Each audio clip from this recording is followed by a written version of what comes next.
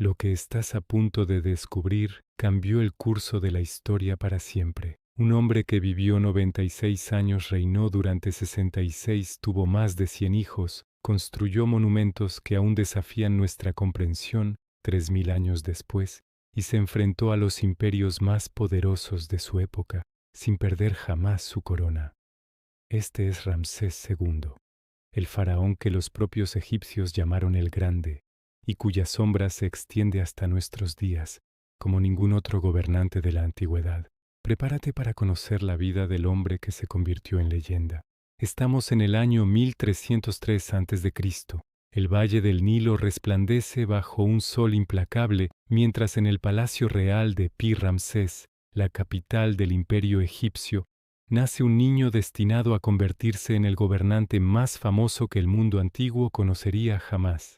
Su padre, Seti I, ya es faraón, un guerrero formidable que ha restaurado el poder egipcio tras décadas de debilidad. Su abuelo, Ramsés I, fundó la dinastía 19 apenas 2 años atrás, arrancando el poder de manos de una familia que había perdido el control.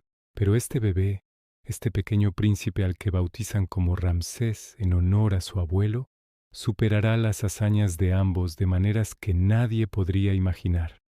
Desde sus primeros años, Ramsés no es un niño común. A los 5 años ya acompaña a su padre en campañas militares, observando desde la distancia cómo los carros de guerra egipcios avanzan como una tormenta de bronce y madera contra los enemigos del reino. A los 10 años su padre lo nombra comandante del ejército, un título ceremonial, cierto, pero que planta en el joven príncipe las semillas de la grandeza militar. Seti, y sabe que su hijo necesita más que educación en los templos y los palacios. Necesita conocer el polvo de la batalla, el grito de los soldados, el peso de las decisiones que cuestan vidas. Y Ramsés absorbe cada lección como la tierra del Nilo. Absorbe las aguas de la inundación anual. A los 14 años, algo extraordinario sucede. Seti I hace algo que pocos faraones se atreven a hacer. Nombra a su hijo corregente, compartiendo el trono con él. No es una decisión tomada a la ligera. Egipto ha conocido períodos de caos cuando la sucesión no está clara, cuando los herederos débiles o las conspiraciones palaciegas desgarran el reino. Seti quiere asegurar que su hijo esté preparado, que el pueblo lo conozca, que los sacerdotes lo acepten, que el ejército lo respete. Durante los siguientes 10 años, padre e hijo gobiernan juntos, y Ramsés aprende no solo el arte de la guerra, sino también la política, la diplomacia, la construcción, la religión, todo lo que hace funcionar al estado más complejo y sofisticado de su tiempo. Imagina ser ese joven príncipe. Cada mañana despiertas en un palacio cuyas columnas tocan el cielo, decorado con oro que proviene de las minas de Nubia al sur, con lapislázuli traído desde tierras lejanas en caravanas que viajan durante meses. Los sirvientes se inclinan ante ti, los nobles buscan tu favor, los sacerdotes te recuerdan constantemente que llevas sangre divina en las venas, que eres descendiente directo de Ra, el dios Sol, pero también sabes que con ese privilegio viene una responsabilidad aplastante. Egipto se extiende desde el Mediterráneo hasta las cataratas del Nilo, desde los desiertos de Libia hasta las fronteras de Asia. Millones de personas dependen de ti para protegerlos, alimentarlos, mantener el Ma'at, el orden cósmico que evita que el mundo caiga en el caos. Y entonces llega el momento, año 1279 a.C., Seti I, el gran guerrero, el restaurador del imperio, muere. Ramsés tiene 24 años. Ha sido preparado toda su vida para este instante, pero nada puede prepararte realmente para el peso de la doble corona de Egipto sobre tu cabeza. En una ceremonia que dura días, con rituales que se remontan a milenios atrás, Ramsés II se convierte en el gobernante absoluto del reino más poderoso de la tierra. Los sacerdotes lo untan con aceites sagrados, le colocan el nemes, el tocado rayado que todos reconocemos, y le entregan el cayado y el látigo, símbolos de su autoridad como pastor de su pueblo. Pero Ramsés No es un faraón que se conformará con administrar lo que heredó. Desde el primer día de su reinado, tiene planes mucho más ambiciosos. Si me permites un segundo, si estás disfrutando esta increíble historia de poder, ambición y gloria, suscríbete al canal y déjanos tu like. Nos ayuda enormemente a seguir trayéndote contenido de esta calidad sobre las figuras más fascinantes de la historia. Y ahora continuemos con la extraordinaria vida de Ramsés el Grande. Lo primero que hace Ramsés como faraón es algo que demuestra su genio político. Se casa, pero no con una esposa cualquiera. Su primera y principal esposa es Nefertari, una mujer cuya belleza quedará inmortalizada en las pinturas más hermosas del antiguo Egipto. Los historiadores debaten si Nefertari pertenecía a la nobleza o si su familia tenía conexiones con la anterior dinastía. Pero lo que nadie discute es la devoción que Ramsés siente por ella. En un tiempo donde los matrimonios reales son transacciones políticas, donde los faraones tienen docenas de esposas y cientos de concubinas, Ramsés distingue a Nefertari de todas las demás. Le construirá un templo, algo casi sin precedentes. La llamará por quien brilla el sol. Pero no te equivoques pensando que Ramsés es un romántico empedernido. Es práctico. Se casa también con Isetnofret, otra esposa principal, y con el tiempo tomará esposas de familias nobles egipcias y princesas extranjeras. Tendrá, según los registros, al menos 8 esposas principales y numerosas concubinas.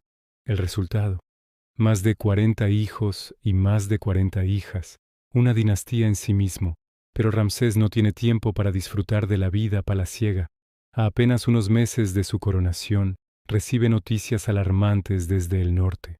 Los hititas, el otro gran imperio de la época, están en movimiento. Durante décadas, egipcios e hititas han luchado por el control de la región que hoy llamamos Siria y el Líbano. Esta zona es crucial.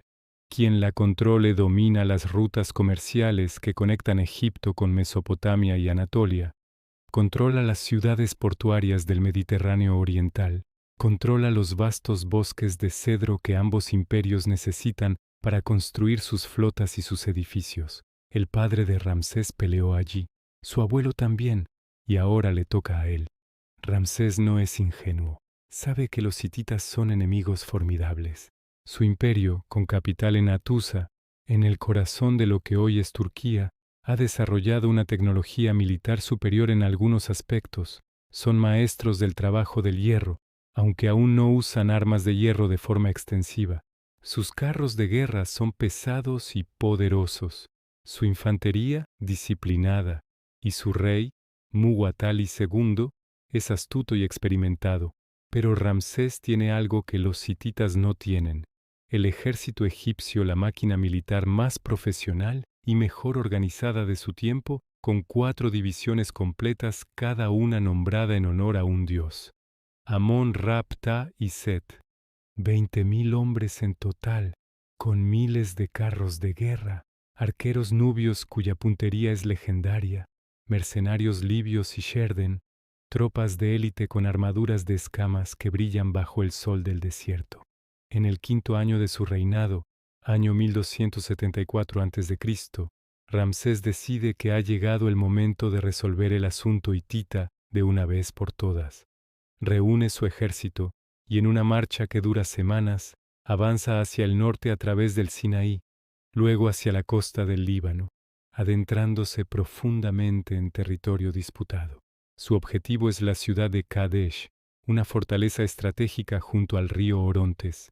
Kadesh ha cambiado de manos varias veces en las últimas décadas. Los hititas la controlan ahora, pero Ramsés planea cambiar eso. Lo que no sabe es que está a punto de enfrentar la prueba más grande de su vida, una batalla que casi termina con su reinado antes de que realmente comience, pero que paradójicamente lo convertirá en leyenda. Mientras el ejército egipcio avanza, Ramsés recibe información de 2 beduinos capturados. Le dicen exactamente lo que quiere escuchar: que el rey hitita y su ejército están aún muy lejos, a días de marcha hacia el norte, que Kadesh está prácticamente indefensa. Ramsés, ansioso por la victoria, acelera la marcha. Toma la división de Amón, su mejor división, y avanza hacia Kadesh dejando a las otras 3 divisiones atrás. Es un error catastrófico. Los beduinos eran espías hititas, enviados específicamente para engañarlo, y Ramsés ha caído en la trampa. Cuando llega al vado del Orontes, al sur de Kadesh, Ramsés ordena montar el campamento. Sus hombres están cansados pero confiados. En unas horas llegarán las demás divisiones y al día siguiente tomarán la ciudad. Pero entonces capturan a 2 exploradores hititas. Bajo tortura, revelan la verdad aterradora. El ejército hitita completo, quizás 37.000 hombres y 3.500 carros de guerra, está escondido justo detrás de Kadesh, esperando el momento perfecto para atacar. Y ese momento ha llegado. De repente el horizonte se llena de polvo. Como una avalancha, miles de carros hititas aparecen, cada uno llevando 3 hombres, en lugar de los 2 que llevan los carros egipcios, haciéndolos más pesados pero también más letales. Se lanzan contra la división de Ra, que está llegando al campamento, y la destrozan. Los soldados egipcios huyen en pánico, corriendo hacia el campamento de Ramsés, perseguidos por los hititas. En cuestión de minutos, el campamento está rodeado. La división de Amón, la élite del ejército, está siendo masacrada. Los hititas han logrado lo imposible, han atrapado al faraón. Este es el momento que define a Ramsés. Puede huir, intentar escapar en su carro mientras sus guardias personales le abren camino, salvando su vida pero perdiendo su honor, su ejército y probablemente su trono. O puede luchar. La leyenda dice que Ramsés hace algo extraordinario. Reza a Amón, su dios patrón, prometiendo construirle templos magníficos si lo ayuda. Luego, con solo su guardia personal, su escudero Mena y un puñado de soldados leales, carga directamente contra el centro del ejército hitita. Es una locura. Es suicida. Es también el acto más valiente registrado en las crónicas del antiguo Egipto. Los carros egipcios, más ligeros y rápidos que los hititas, cortan como cuchillos a través de la formación enemiga. Ramsés personalmente, desde su carro, dispara flecha tras flecha, su arco compuesto alcanzando blancos a más de 100 metros. Sus guardias forman un muro de escudos alrededor de él, muriendo uno tras otro para proteger a su rey. La ferocidad del contraataque sorprende a los hititas. Han esperado una victoria fácil y en cambio se encuentran con un faraón que pelea como un dios. La confusión se extiende por sus filas, y entonces cuando todo parece perdido, llega un milagro. La división de Ptah aparece desde el sur, atraída por el sonido de la batalla. Al mismo tiempo, un contingente de tropas aliadas, los Nearín, mercenarios cananeos al servicio de Egipto, llega desde la costa. Los hititas, que pensaban que tenían la victoria asegurada, de repente se encuentran atacados desde múltiples direcciones. La batalla se convierte en un caos infernal. Los carros chocan entre sí, los caballos relinchando y cayendo, los hombres luchando cuerpo a cuerpo con espadas de bronce, lanzas, hachas. El Orontes se tiñe de rojo mientras soldados hititas, intentando escapar, se ahogan con sus pesadas armaduras. Ramsés sigue luchando, según su propia descripción posterior, cargando 6 veces contra las líneas enemigas, matando personalmente a docenas de enemigos, su carro cubierto de sangre y polvo. Los hititas, a pesar de su superioridad numérica, comienzan a retirarse. Han herido gravemente al ejército egipcio, cierto, pero no han logrado matar o capturar al faraón, que era su objetivo principal. Y ahora, con refuerzos egipcios llegando, arriesgan una derrota total. Al final del día, ambos lados reclaman la victoria. Muwatalli mantiene el control de Kadesh. Técnicamente ha ganado, pero no ha destruido al ejército egipcio, no ha matado a Ramsés, y sus propias pérdidas son devastadoras. Ramsés, por su parte, aunque no tomó Kadesh, sobrevivió a una trampa mortal y luchó con tal valor que sus propios hombres lo ven ahora como algo más que humano. Regresa a Egipto no en desgracia, sino en gloria, y lo que hace a continuación es brillante desde el punto de vista de la propaganda. Ramsés ordena que la historia de la batalla de Kadesh se inscriba en los muros de cada templo importante de Egipto, en Abu Simbel, en Karnak, en Luxor, en Abidos, en el Ramesseum. En todas partes, relieves gigantescos muestran a Ramsés, solo contra miles de enemigos, protegido únicamente por Amón, derrotando a los hititas con su propio valor sobrehumano. Los poetas de la corte escriben el Poema de Pentaur, una épica que describe la batalla como una victoria total egipcia, omitiendo convenientemente las partes embarazosas. Ramsés entiende algo fundamental. En el mundo antiguo, la historia la escriben no necesariamente los vencedores, sino quienes controlan los monumentos, y él construirá más monumentos que nadie en la historia. Pero Ramsés no es solo un maestro de la propaganda, es también un pragmático. Sabe que Kadesh demostró que ningún lado puede derrotar completamente al otro. Egipto y los hititas son demasiado poderosos, demasiado bien organizados. Pueden seguir peleando durante décadas, sangrando sus tesoros y sus ejércitos, o pueden buscar otra solución. Durante los siguientes 16 años, las escaramuzas continúan en la frontera.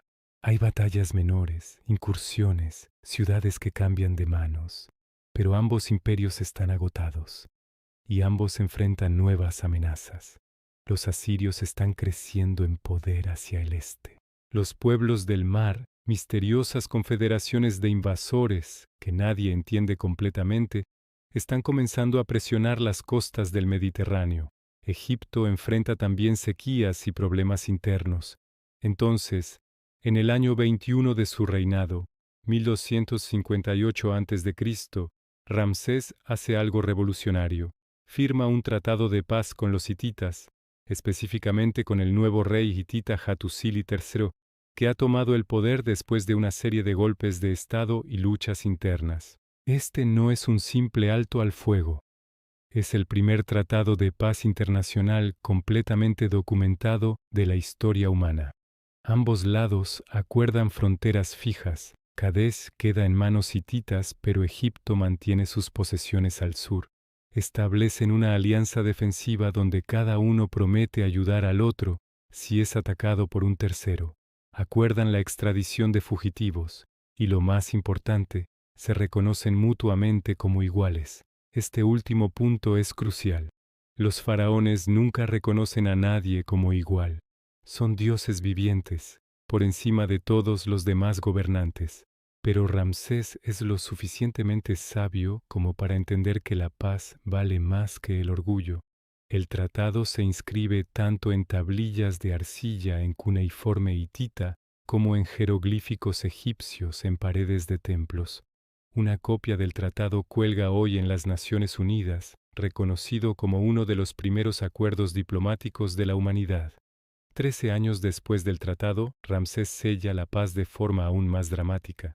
Se casa con una princesa hitita, hija de Hattusili III. La boda se celebra con festivales que duran semanas. La princesa hitita se convierte en una de las esposas principales de Ramsés y recibe un nombre egipcio, Ma'ator-Neferure. Es un triunfo diplomático. Los dos grandes imperios de la Edad de Bronce están ahora unidos por sangre. Con la paz asegurada en el norte, Ramsés puede finalmente enfocarse en lo que realmente lo apasiona, construir. Y aquí es donde su genio brilla de forma más deslumbrante.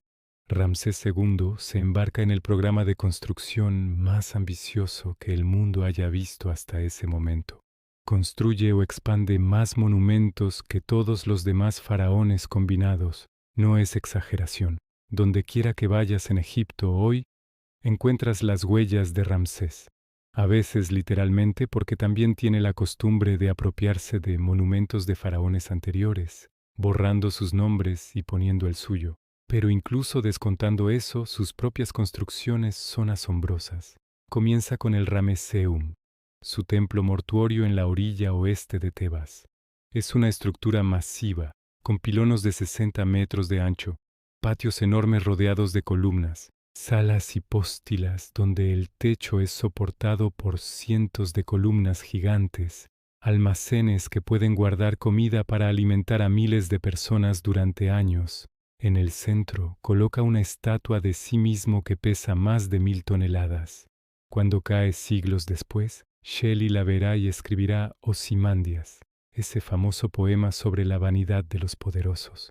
Pero en la época de Ramsés, el Ramesseum es un testimonio de poder viviente, no de ruina futura. Luego está el trabajo que hace en Karnak, el complejo de templos más grande de Egipto. Ramsés añade la inmensa sala hipóstila, 134 columnas, algunas de 23 metros de altura, tan gruesas que harían falta 6 personas con los brazos extendidos para rodearlas. El techo está a más de 20 metros del suelo. Cuando los rayos del sol penetran por las ventanas altas, la luz se filtra entre las columnas creando un efecto mágico, como si estuvieras caminando entre los pilares que sostienen el cielo mismo. Las paredes están cubiertas con relieves que muestran las victorias de Ramsés, sus ofrendas a los dioses, procesiones de sacerdotes y nobles. Todo está pintado en colores brillantes, azul, rojo, amarillo, verde. Hoy solo vemos piedra gris, pero en su época, estos templos eran explosiones de color. Pero nada, absolutamente nada se compara con Abu Simbel. En la Nubia profunda, lejos de los centros tradicionales de poder egipcio, Ramsés ordena excavar 2 templos directamente en una montaña de roca sólida junto al Nilo. El templo principal está dedicado a él mismo, naturalmente, y a los dioses Ra-Horakhti, Ptah y Amón. La fachada está dominada por 4 estatuas colosales de Ramsés sentado, cada una de 22 metros de altura. Son tan grandes que las personas parecen hormigas a sus pies. Están talladas con tal detalle que puedes ver las arrugas de su ropa, los músculos de sus brazos, la serena expresión de poder absoluto en sus rostros. Una de ellas se derrumbó en la antigüedad por un terremoto, pero las otras 3 siguen ahí, mirando hacia el amanecer sobre el desierto. El interior del templo es igualmente impresionante. Penetras 63 metros dentro de la montaña, pasando por salas decoradas con pinturas y relieves, hasta llegar al santuario más interno. Y aquí viene la magia. 2 veces al año, en lo que probablemente es el cumpleaños de Ramsés y el aniversario de su coronación, los rayos del sol del amanecer penetran todo el camino hasta el santuario e iluminan las estatuas de los dioses y del propio Ramsés. Es un logro de ingeniería astronómica que demuestra el sofisticado conocimiento que los egipcios tenían de los movimientos celestes. El segundo templo, algo más pequeño, está dedicado a Nefertari y a la diosa Hathor. Que Ramsés construya un templo para su esposa, representándola como igual en tamaño a él mismo en las estatuas de la fachada, es algo casi sin precedentes. Muestra el genuino afecto que siente por ella, incluso en una era donde las esposas reales son principalmente herramientas políticas.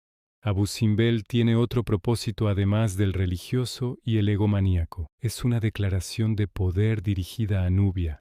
Ramsés quiere que los nubios, cada vez que navegan por el Nilo, vean esos colosos y recuerden quién manda. Es propaganda arquitectónica en su forma más brutal y efectiva, y funciona.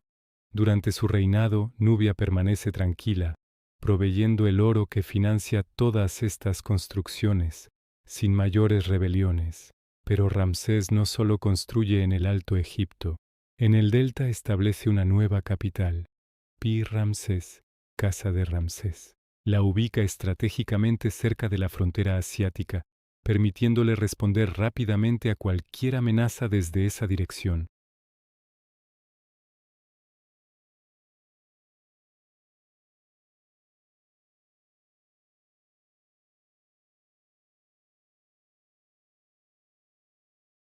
Desafortunadamente, el delta del Nilo es un ambiente difícil para la preservación. Los edificios de adobe se deshacen, las inundaciones cambian el curso de los ríos, y hoy casi nada queda de Pi-Ramsés. Pero en su tiempo rivaliza con Tebas en esplendor. ¿De dónde saca Ramsés los recursos para todo esto? Egipto es rico, ciertamente. El Nilo inunda cada año, depositando limo fértil que permite 2 o 3 cosechas anuales. Las minas de oro de Nubia producen cantidades asombrosas del metal precioso. El comercio fluye a través de Egipto desde África hacia el Mediterráneo y viceversa, pero incluso con toda esta riqueza, el programa de construcción de Ramsés es extraordinariamente costoso. Requiere decenas de miles de trabajadores, toneladas de piedra que deben ser extraídas de canteras, transportadas cientos de kilómetros río abajo en barcazas, luego arrastradas hasta los sitios de construcción. Requiere artesanos especializados, talladores de piedra, pintores, escultores, arquitectos. Requiere madera para andamios y herramientas, cobre y bronce para cinceles y sierras, comida y cerveza para alimentar a las cuadrillas de trabajadores. Ramsés financia todo esto a través de una combinación de métodos.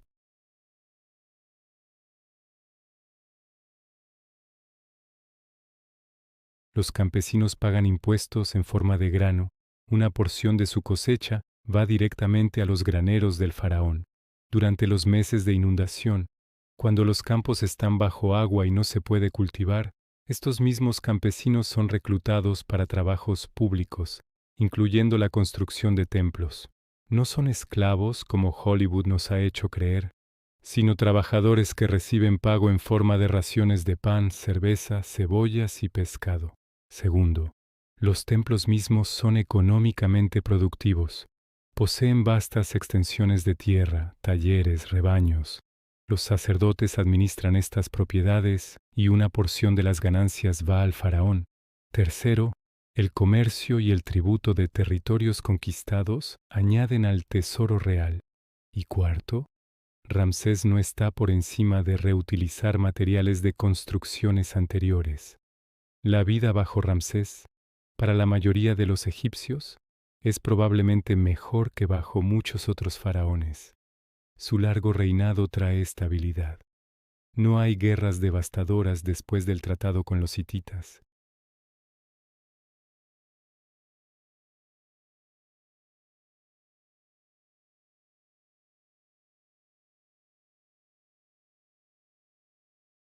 Los proyectos de construcción, aunque requieren trabajo duro, también proporcionan empleo.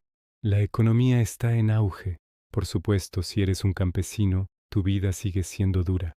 Te levantas antes del amanecer, trabajas los campos bajo un sol brutal, pagas tus impuestos y vives en una casa de adobe con techo de juncos. Pero hay orden, hay certeza, y eso cuenta mucho en el mundo antiguo donde el caos siempre acecha en las sombras. Para la élite, los nobles y sacerdotes, el reinado de Ramsés es una edad dorada. El faraón es generoso con quienes lo sirven bien. Distribuye tierras, concede títulos, permite que las familias poderosas acumulen riqueza. A cambio, espera lealtad absoluta, y generalmente la obtiene. Las conspiraciones palaciegas que plagaron reinados anteriores están notablemente ausentes durante el gobierno de Ramsés. Parte de esto se debe a su carisma personal, parte a su éxito militar y económico, y parte al hecho de que ha estado en el poder tanto tiempo que toda una generación de nobles ha crecido sin conocer otro faraón. Hablemos de su familia, porque es fascinante y compleja. Con Nefertari, su gran esposa real, tiene al menos 4 hijos y 2 hijas que conocemos. Nefertari es su pareja durante los primeros 25 años de su reinado, apareciendo junto a él en ceremonias estatales, actuando como diplomática, siendo venerada en templos. Pero entonces, alrededor del año 25 de su reinado, Nefertari desaparece de los registros. Probablemente muere, aunque no hay confirmación definitiva. Ramsés está devastado. En su tumba en el Valle de las Reinas, ordena las pinturas más hermosas jamás creadas en Egipto, mostrándola en su viaje hacia el más allá, siendo recibida por los dioses, su belleza preservada para la eternidad. Después de la muerte de Nefertari, Isetnofret se convierte en la gran esposa real principal. Con ella, Ramsés tiene hijos igualmente importantes, incluyendo a Khem-Waset, que se convierte en sumo sacerdote de Ptah en Memphis, y es recordado como un sabio y mago en leyendas posteriores, pero la tragedia persigue a Ramsés en su vida familiar. Sus hijos mayores, aquellos designados como herederos, mueren antes que él, uno tras otro. Amenhotep, el primogénito, muere. Luego Ramsés, el segundo en línea. Luego Pare-Herwenemef. Es una maldición de la longevidad. Ramsés vive tanto que sobrevive a casi todos sus hijos. Finalmente es Meremptah, su 13º hijo, un hombre que ya tiene 60 años cuando su padre finalmente muere, quien heredará el trono. Imagina el dolor de Ramsés, enterrando hijo tras hijo. En el Valle de los Reyes manda construir una tumba especial, KV5, específicamente para sus hijos. Es la tumba más grande jamás descubierta en el valle. Con más de 120 cámaras, arqueólogos modernos la están excavando todavía. Dentro, los restos de docenas de príncipes, cada uno momificado con cuidado, equipado para su viaje al más allá, pero ninguno de ellos llegará a ser faraón. Solo Meremptah, el que sobrevive más allá de la muerte de su padre. Las esposas e hijas de Ramsés tienen destinos variados. Algunas se casan con nobles para cimentar alianzas. Otras permanecen en el harén real, una institución que no es tanto un lugar de placer como un complejo femenino donde las mujeres de la familia real viven, administran propiedades y participan en rituales religiosos. Y luego está la controversia. Ramsés se casa con varias de sus propias hijas. En particular, se sabe que elevó a las hijas Bintanat y Meritamen al estatus de grandes esposas reales después de la muerte de Nefertari. Para nosotros, esto es incesto y profundamente perturbador. Para los egipcios de la élite, especialmente la familia real, es diferente. La sangre divina del faraón debe permanecer pura. Los matrimonios entre parientes cercanos son comunes en la realeza egipcia desde hace siglos. No significa que necesariamente consumen estos matrimonios en el sentido sexual, aunque probablemente lo hacen. Los faraones anteriores hicieron lo mismo. Es una forma de mantener el poder y la legitimidad dentro de un círculo muy cerrado.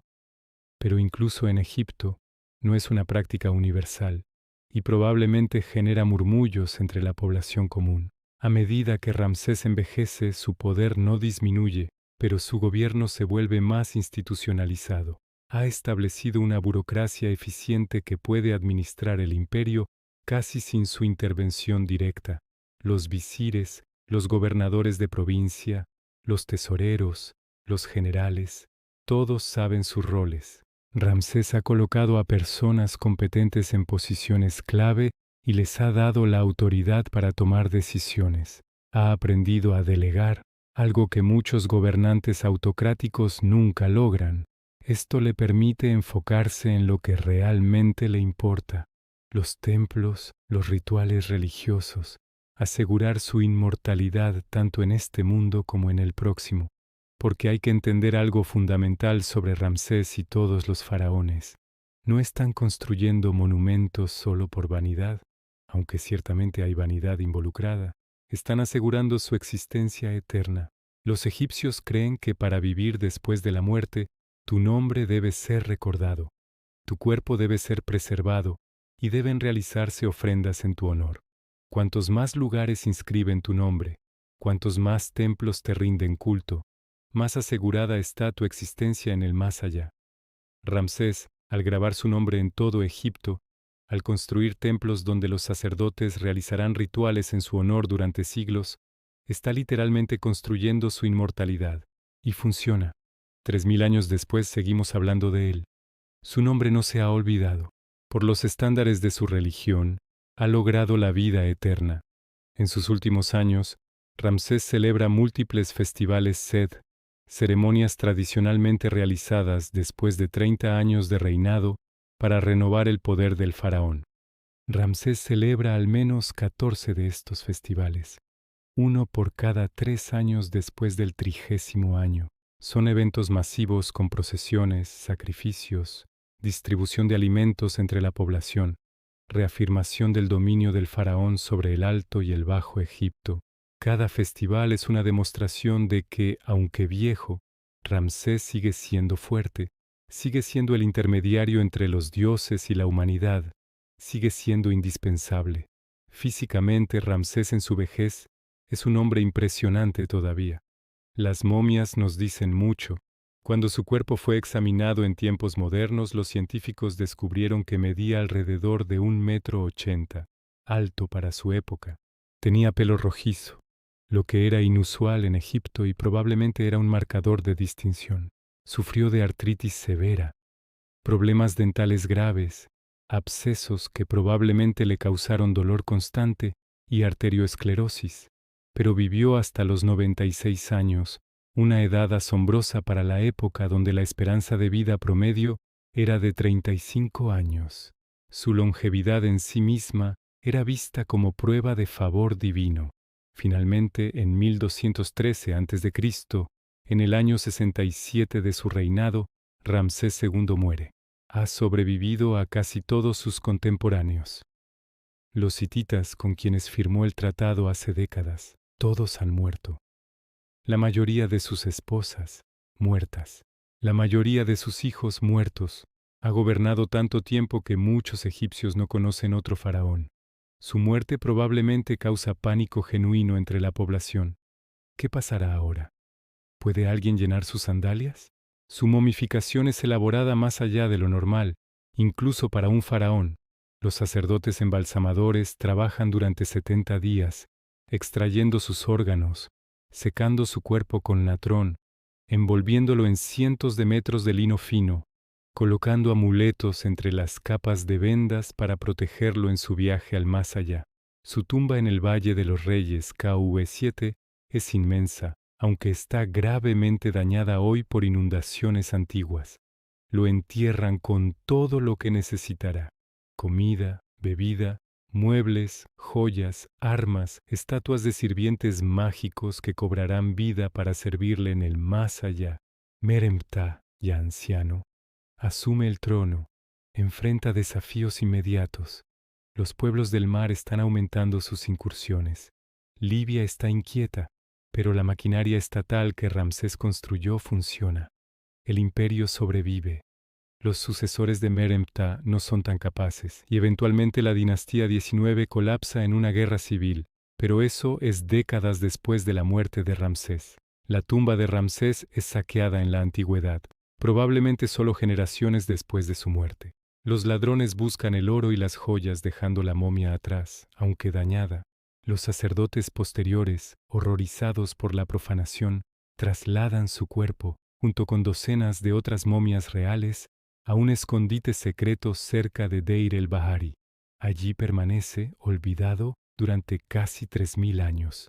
En 1881, una familia de ladrones de tumbas encuentra el escondite. Han estado vendiendo antigüedades robadas durante años, y las autoridades finalmente los rastran. El descubrimiento del escondite es sensacional. Contiene más de 50 momias de faraones y nobles, incluyendo a Ramsés II. Imagina la emoción de los arqueólogos al desenvolver las vendas y encontrar al hombre que construyó Abu Simbel, que luchó en Kadesh, que gobernó durante 66 años. La momia es transportada a El Cairo en barco. La leyenda cuenta que campesinos a lo largo del Nilo se arrodillan espontáneamente mientras el barco pasa. Las mujeres lloran y se lamentan. Los hombres disparan rifles al aire en un funeral improvisado, como si reconocieran instintivamente que un rey regresa a casa. Es probablemente apócrifo, pero es una historia hermosa. Hoy, la momia de Ramsés II reside en el Museo Nacional de la Civilización Egipcia en El Cairo. Su rostro, aunque arrugado y oscurecido por milenios, todavía muestra rasgos nobles. La nariz prominente, la mandíbula fuerte, los restos de pelo rojizo. Puedes visitarlo y mirarlo a la cara, este hombre que caminó por la tierra hace más de 3000 años, que ordenó la construcción de maravillas, que se enfrentó a ejércitos que amó y perdió, que se declaró a sí mismo un dios. Su legado es complicado. Fue un constructor de imperios, sí, pero también un explotador de mano de obra en una escala masiva. Fue un guerrero valiente, pero también un propagandista sinvergüenza que convirtió un empate técnico en Kadesh en una victoria épica. Fue un esposo devoto de Nefertari, pero también un hombre que tuvo docenas de esposas y concubinas, que se casó con sus propias hijas. Fue un administrador capaz que trajo paz y prosperidad. pero también un autócrata absoluto cuya palabra era ley y cuyo culto a la personalidad eclipsaba todo lo demás. Pero juzgar a Ramsés por estándares modernos es absurdo. Fue un producto de su tiempo, de su cultura, de su posición, y dentro de ese contexto fue extraordinario. Tomó un imperio fuerte y lo hizo más fuerte. Tomó una tradición de construcción de monumentos y la llevó a alturas nunca antes vistas. Tomó el concepto de la propaganda real y lo perfeccionó. Tomó 66 años en el trono, más tiempo que casi cualquier otro gobernante en la historia humana, y los usó para grabar su nombre en la eternidad. Cuando piensas en el antiguo Egipto, ¿qué ves? Probablemente pirámides, pero esas son de 1000 años antes de Ramsés. Luego, probablemente piensas en templos masivos con columnas gigantes, estatuas colosales, relieves de batallas y dioses. Eso es Ramsés. Él definió cómo imaginamos Egipto, su estilo arquitectónico, su iconografía, su énfasis en el tamaño y la grandeza, se convirtieron en el estándar. Los faraones posteriores intentan imitarlo, pero ninguno lo logra. Después de su muerte, Egipto nunca recupera ese nivel de poder y gloria. El imperio lentamente declina durante los siguientes 1000 años, hasta que finalmente es conquistado, primero por los asirios, luego por los persas, luego por Alejandro Magno, finalmente por Roma. Pero incluso cuando Egipto como estado independiente deja de existir, la memoria de Ramsés persiste. Los griegos lo conocen como Osimandias, una corrupción de su nombre del trono, Usermatre. Escriben sobre él con asombro. Heródoto, el padre de la historia, visita Egipto siglos después de la muerte de Ramsés y describe sus monumentos con reverencia. Diodoro Sículo hace lo mismo. Cuando los romanos conquistan Egipto, los turistas romanos visitan los templos de Ramsés y dejan grafiti, como hacen los turistas en todas las épocas. Durante la Edad Media, cuando Egipto es una provincia islámica y el conocimiento de los antiguos faraones se desvanece, los monumentos de Ramsés permanecen, silenciosos testigos de una gloria olvidada. Los árabes los ven y se preguntan qué raza de gigantes construyó estas maravillas. Los cruzados pasan por Egipto y quedan atónitos. Marco Polo escucha historias, pero el verdadero conocimiento se pierde.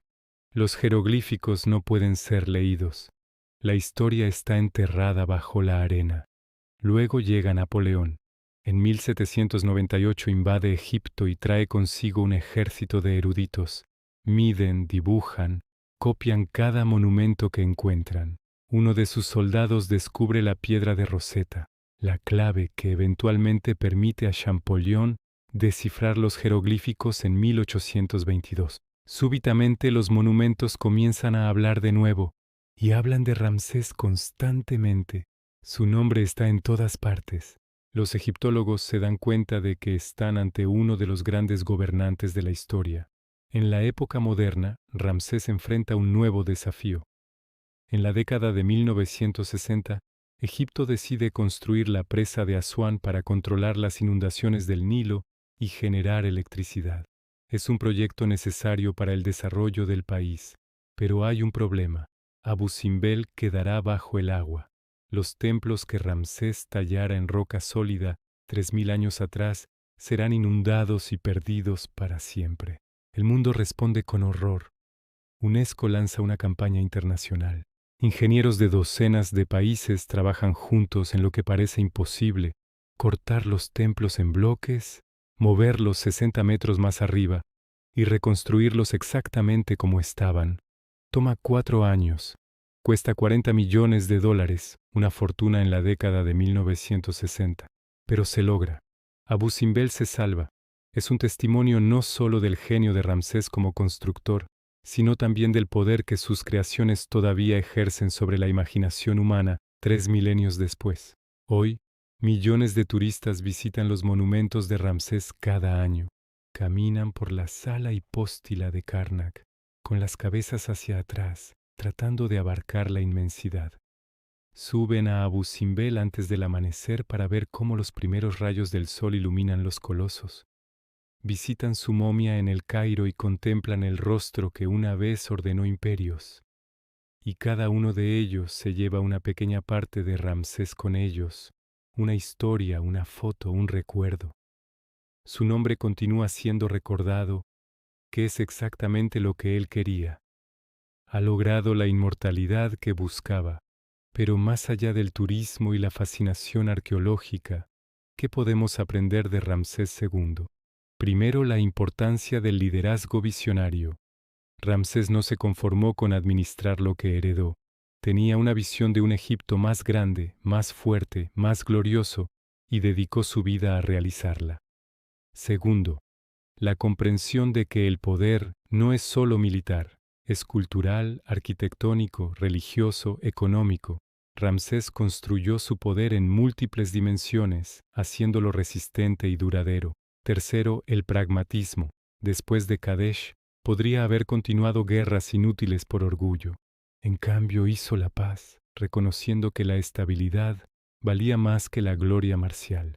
Cuarto, la importancia de la propaganda y la narrativa. Ramsés controló cómo su historia fue contada, asegurando que incluso sus fracasos se convirtieran en triunfos en la memoria pública. Por supuesto, también aprendemos sobre los peligros del culto a la personalidad, los costos humanos de la megalomanía y cómo incluso los imperios más poderosos eventualmente caen. Ninguna cantidad de monumentos puede preservar un imperio si las condiciones subyacentes cambian. Egipto, después de Ramsés, enfrenta cambios climáticos que reducen las inundaciones del Nilo, invasiones de los pueblos del mar que desestabilizan toda la región del Mediterráneo oriental, colapsos de rutas comerciales, luchas internas por el poder. Los templos de Ramsés permanecen, pero el imperio que los construyó se desmorona. Aún así, juzgado por sus propios objetivos, Ramsés es un éxito absoluto. Quería ser recordado como el más grande de los faraones, y lo es. Quería que su nombre durara eternamente, y 3000 años después seguimos pronunciándolo. Quería dejar monumentos que asombraran a la humanidad, y cada año millones viajan a través del mundo para verlos. Quería estabilidad y prosperidad para su pueblo durante su reinado, y lo logró durante 66 años. Quería herederos que continuaran su dinastía, y aunque muchos murieron, Merempta asumió el trono sin guerra civil. Por cualquier métrica que pudiera haber usado, Ramsés II ganó.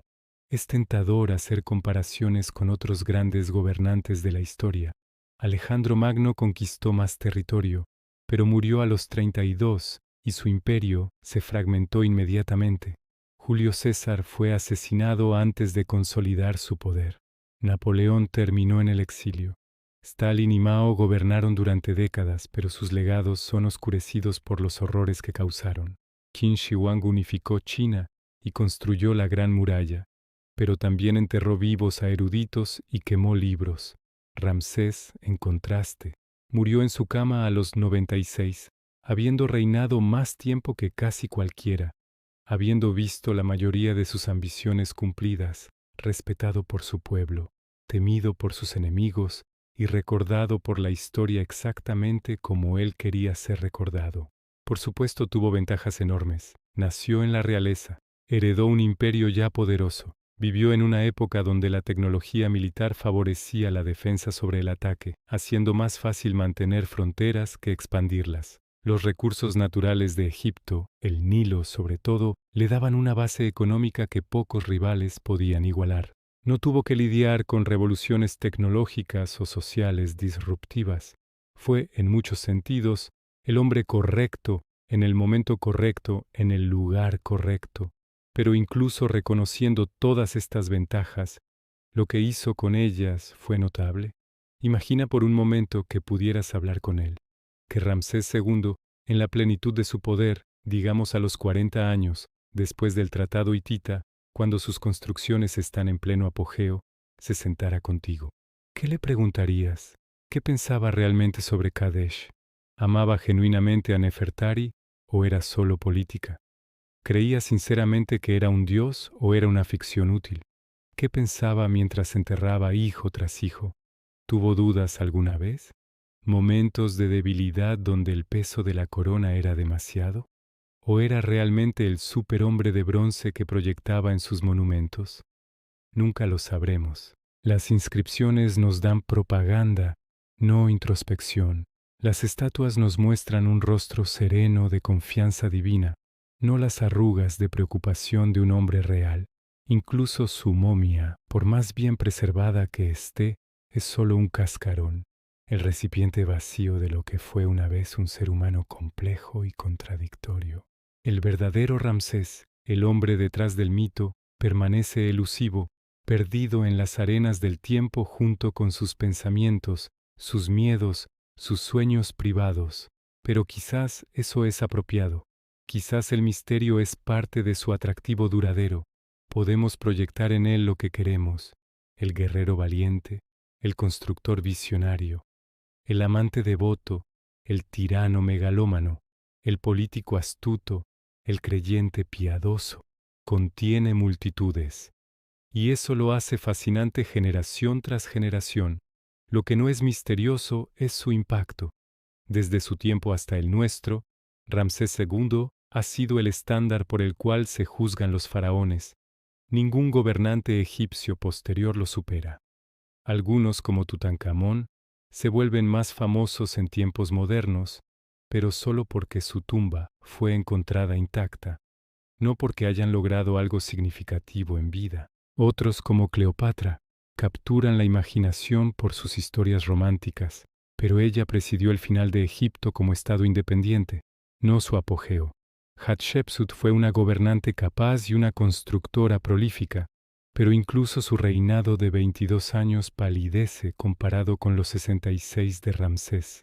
Akenatón fue revolucionario en sus reformas religiosas, pero su revolución murió con él y es recordado mayormente como un fracaso. Tutmosis III conquistó más territorio que Ramsés, pero no capturó la imaginación pública de la misma manera. Solo Ramsés II combina longevidad, éxito militar, genio arquitectónico, estabilidad política, prosperidad económica y puro poder de permanencia de una manera que ningún otro faraón iguala. Es la suma total de todo lo que un faraón podía aspirar a ser.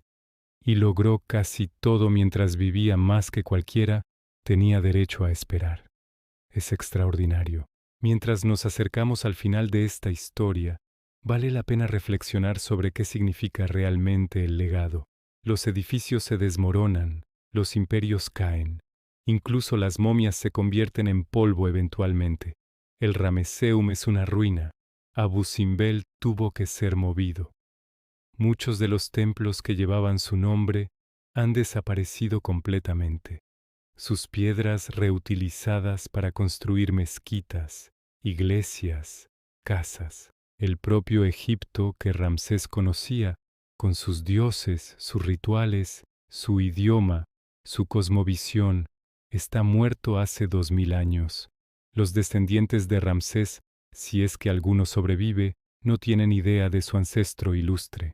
Las líneas de sangre se mezclan, se diluyen, se pierden en el vasto flujo de la humanidad. Y sin embargo Ramsés perdura, no físicamente por supuesto, pero en las historias que contamos, en los libros que escribimos, en las películas que hacemos, en los videojuegos donde recrea su imperio, en las lecciones de historia donde su nombre se menciona junto a Alejandro y César. Perdura en la inspiración que sus monumentos aún proporcionan a arquitectos y artistas. Perdura en el simple hecho de que tú, ahora, miles de años y miles de kilómetros removido de su tiempo y lugar, conoces su nombre y su historia. Eso es inmortalidad de un tipo que ninguna religión prometió jamás. Es inmortalidad cultural y es quizás la única inmortalidad real que existe. Entonces, ¿quién fue Ramsés II? Fue el constructor más prolífico del mundo antiguo. Fue el faraón más longevo de la historia egipcia. Fue un guerrero que sobrevivió a una trampa mortal en Kadesh y la convirtió en leyenda. Fue un diplomático que forjó el primer tratado de paz internacional documentado. Fue un esposo que amó lo suficiente como para construir templos para su esposa. Fue un padre que enterró a docenas de sus hijos. Fue un hombre que se declaró Dios y convenció a millones de creerle. Fue un propagandista sin rival. Fue un administrador capaz. Fue todo esto y más. Fue, en resumen, Ramsés el Grande, el faraón más poderoso de la historia.